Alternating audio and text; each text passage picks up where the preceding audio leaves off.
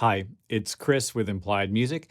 I'm recording this tutorial on January 27th. It's Mozart's birthday, born in 1756, a musical genius of the highest caliber. What to do is never a problem for him. I think Mozart's genius, and that's what we'll look at today, was in how to do it. So we'll talk about expression, MIDI controller data, all that good stuff.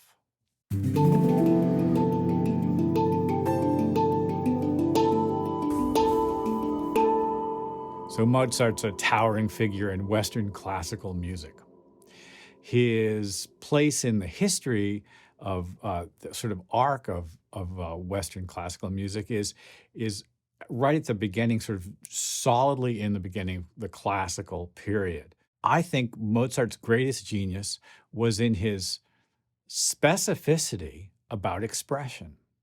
As a pianist playing Mozart's music, I'm struck by his specificity of phrasing. Take a look at this piece of music, and even if you don't read music, you may notice right away that in the addition to notes, there are many little marks like this long curving line indicating that the notes should be smoothly joined together, or these dots indicating a tiny little bop on the note. You know, it's a short note. We call it staccato. He's specific about how to play it with gracefulness and how loudly, softly, loudly. Well, all those things add up to phrasing, and phrasing is a really important part of any musician's performance. In fact, for a classical musician, phrasing and expression is everything. Well, we use the word expression in MIDI music as well. There's actually an expression controller number, isn't there? Let's listen to what this piece of music sounds like and look at it on the screen. I've played it, for us on the piano. So take a look at this. You'll notice that some notes are drawn out, some are quite short, and velocity makes an enormous difference.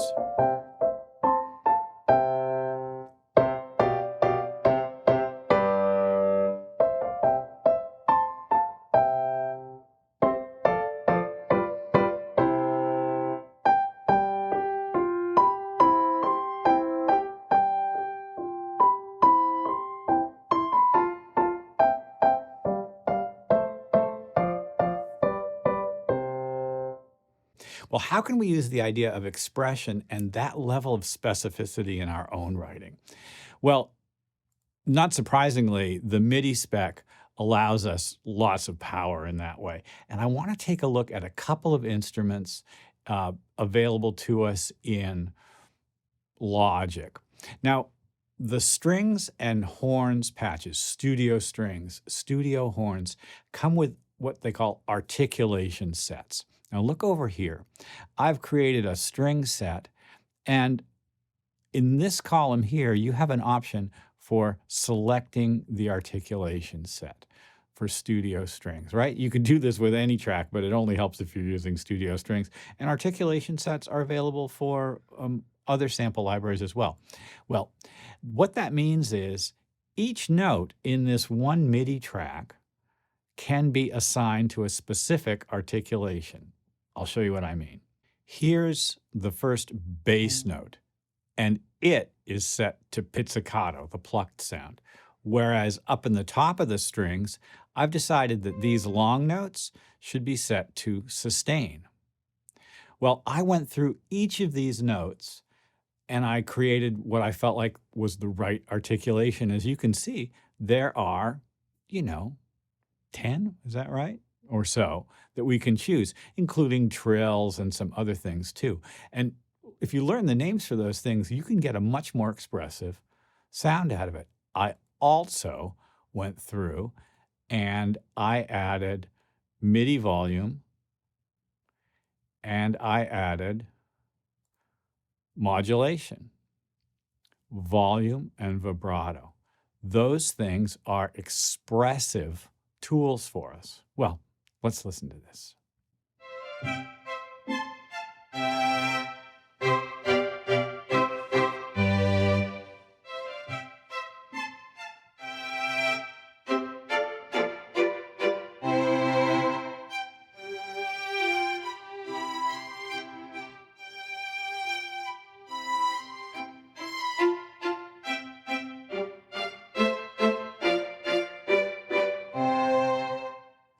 Of course, you don't have to add all that at once. You can copy the notes in, add expression, add MIDI volume, maybe even add tiny pitch bends at the ends of phrases or at the beginning.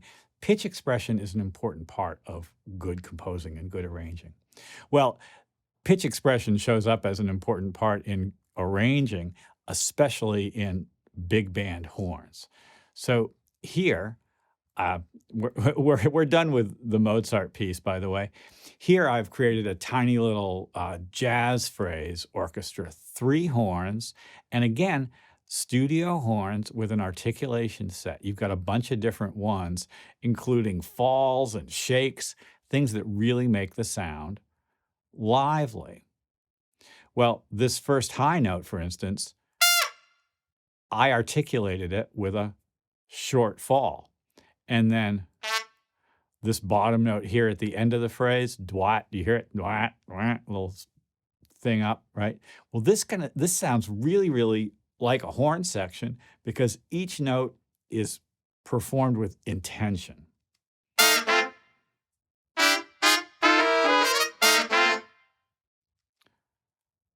You'd be convincing using that in a probably not an exposed way, but within the context of a band or pop tune arrangement, right?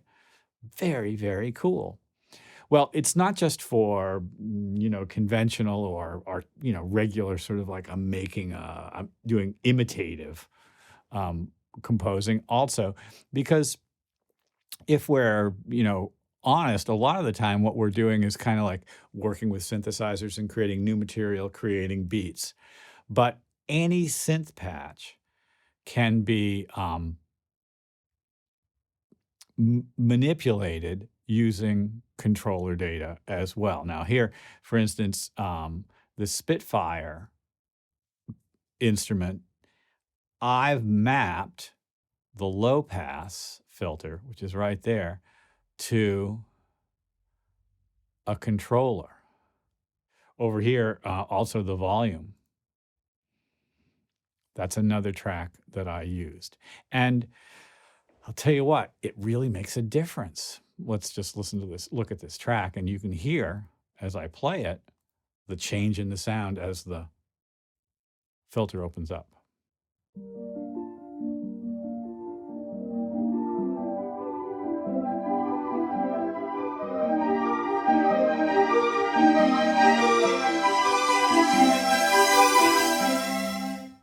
You may just use the term automation to yourself.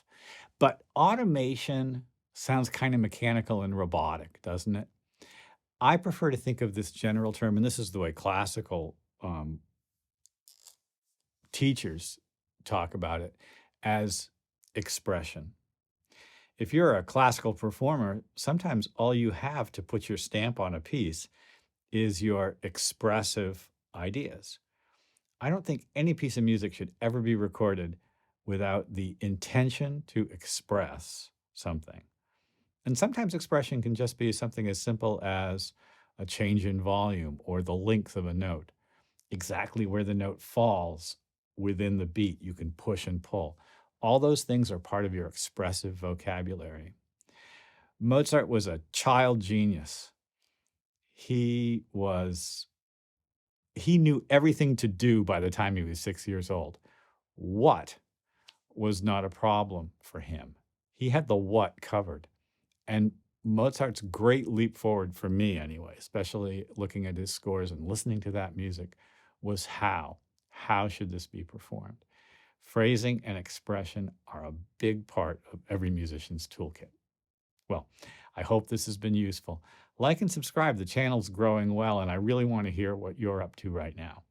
And I'll see you next time.